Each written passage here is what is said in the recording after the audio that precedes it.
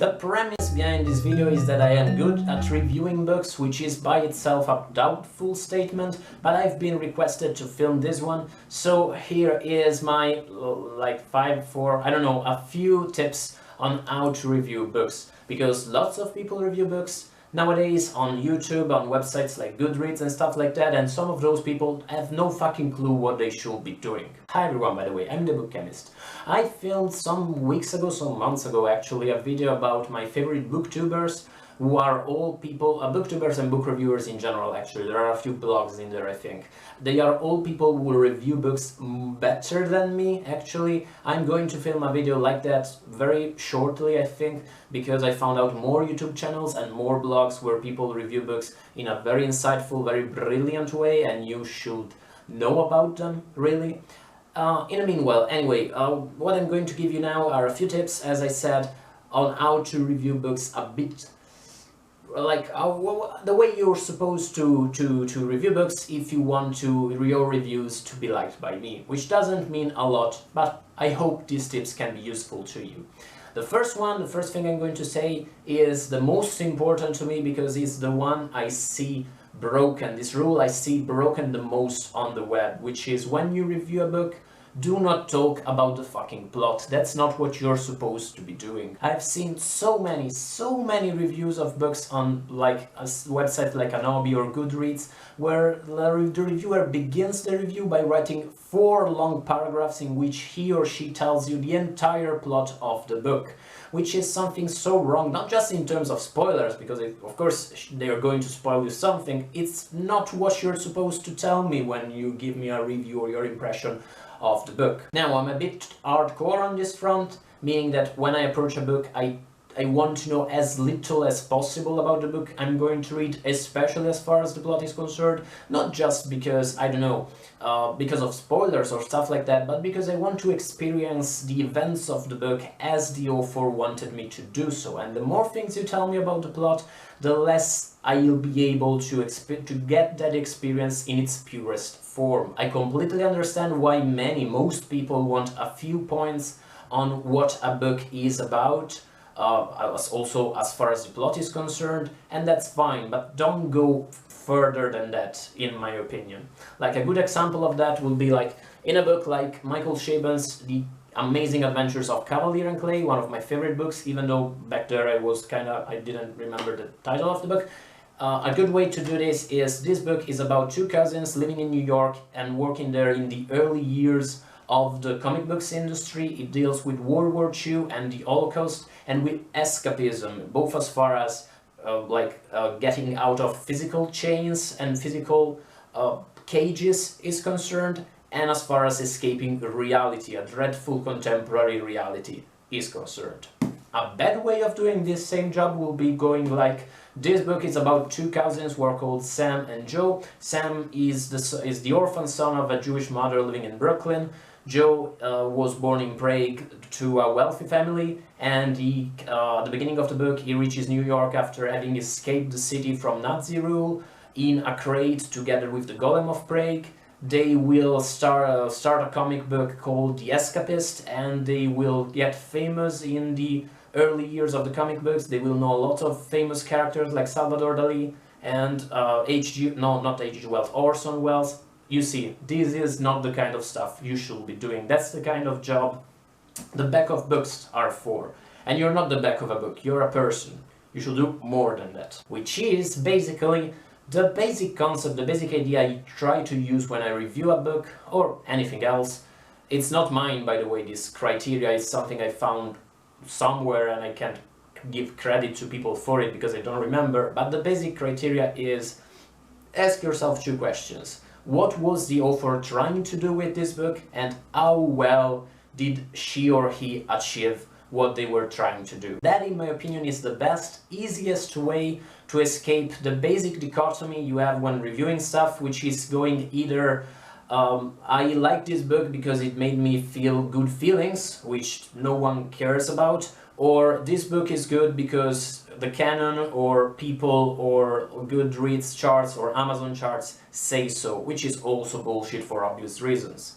It gives you a way to tell how good a book is, escaping easy criteria, like, I don't know, personal feelings rather than like fame or importance or seminality, that kind of stuff. That is why I always find it weird when I hear people like saying things like, yeah, Agatha Christie is a great writer, or I don't know, Stephen King is a great writer, but they're not as insightful about the human experience as people like Charles Dickens or motherfucking Henry James, those sorts of talks. And I'm like, that's bullshit, because Agatha Christie doesn't want to tell you things about human experience, she wants to give you a detective story. And by doing that, she is often able to tell a few things about the human experiences, by the way, but that's because she's dope.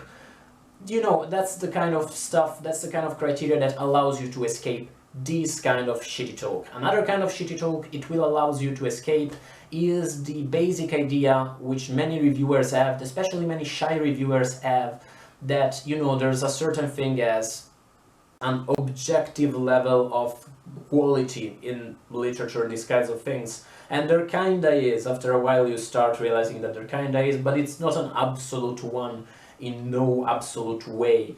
I hate it, I kinda hate it when I hear people or read people saying things like, it's a great book but I didn't like it. Or at the opposite end, I didn't like the book but I know it's great. That's even worse.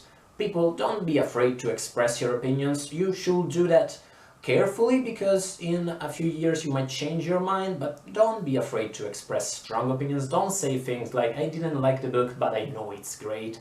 It's not true. If you didn't like the book, you probably didn't think it was that great, did you? One of the advantages about reviewing books rather than other forms of entertainment or whatever is that, like, I don't want to get too sentimental or too positivist on this front. There are lots of douchebags who read lots of books, but in general, readers are not as easily ready to, like, jump on you just because you criticized something, even a canonical author.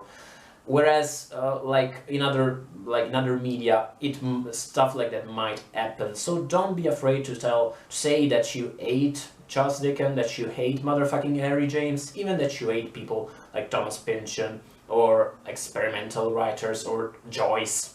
Don't be afraid to say that, because if you don't, people will keep reading Joyce till the end of times, and that might be the best thing for world literature. It might be what eventually kills it. So, you know, express yourself. Express yourself, really do. The next suggestion will seem to contradict the previous one, but, well, let's try to get some balance in our reviews, shall we?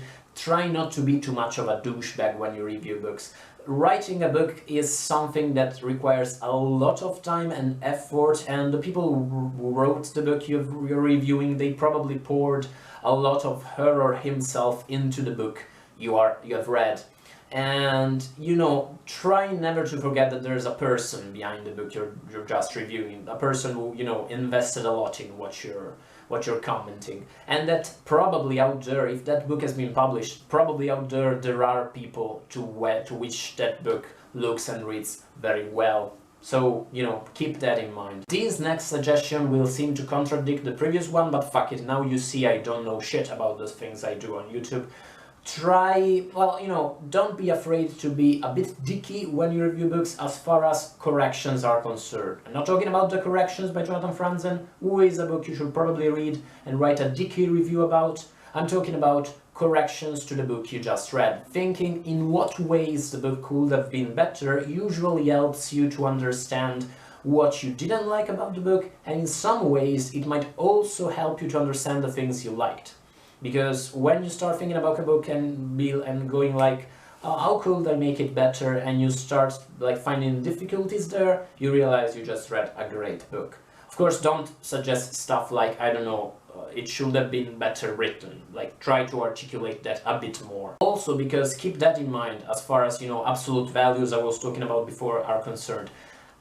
Well written doesn't mean a lot as far as we readers are concerned. If you don't consider the academia, those kinds of things, scientific studies, a book can be well written or badly written and be still a shitty or an awesome book.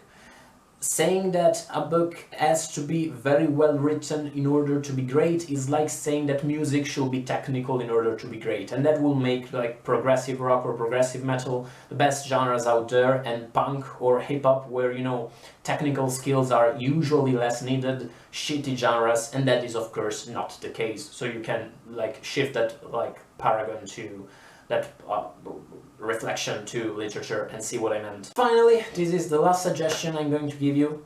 Do review books. This is a simple one. Do review books. Do it for yourself, do it for a website, a blog, do it for a big website like Goodreads, do it on a small blog only your like 30 friends are going to read, but do it, because reviewing books is usually very good for you, and it helps you a lot in reordering your thoughts after you have finished the book. I started reviewing books some years ago, once I started to read a lot, because I found out that it helped me very much in making the best of my reading experiences.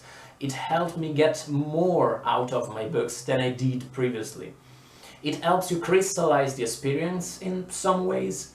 It helps you ask yourself, what did you think about that specific book? So yeah, it's great, really. It's a bit pretentious because of course you start from the assumption that other people are interested in your opinion. If you like film reviews on YouTube or website like Goodreads, even strangers are interested in your opinion. But still, we're all a bit dicks at times. This is a good way to be a dick.